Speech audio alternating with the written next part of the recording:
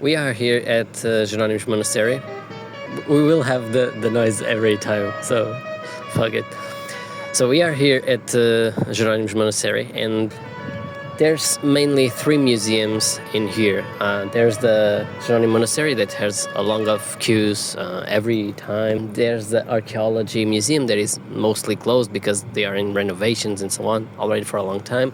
And there's the Navy Museum. One of my favorites is the Navy Museum. It's a bit underrated, and that's why we are putting here at first in the beginning of the video, because it allows you to see how they were, the ships that went from Portugal to across the world.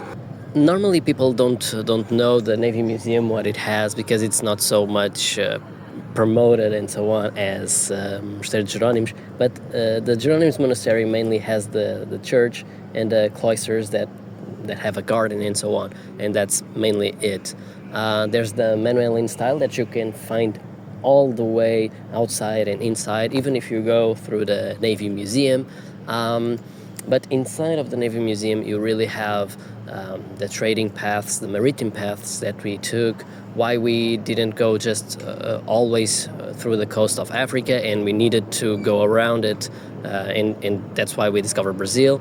And the reason why is that is the maritime currents. But yeah, there's a lot of the boats that we used here, how it is inside. For example, the Royal Chamber. Imagine this was 17, 18 century, and already having a bathtub, already having like living rooms and so on. It was very, very, very luxurious, and you can see it here.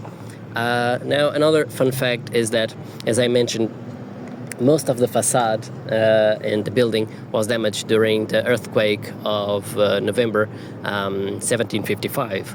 And the fun fact here is that the same didn't happen with the Belem Tower. Why is that? It's mainly due to the basaltic outcrop that the tower is built upon.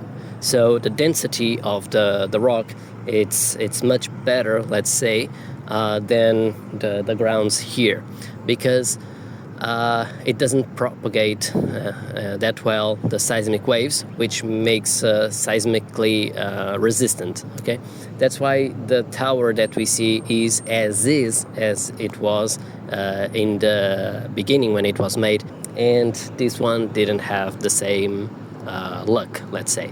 Another fun fact is that the place we are here right now, at the time of the construction, it was nothing like this, because here it seems like land and so on, but the river would go all the way, the water would come right to this point. So all these would be like a beach type of thing. Now, during the time and so on, we kept on growing and expanding the land to the sea.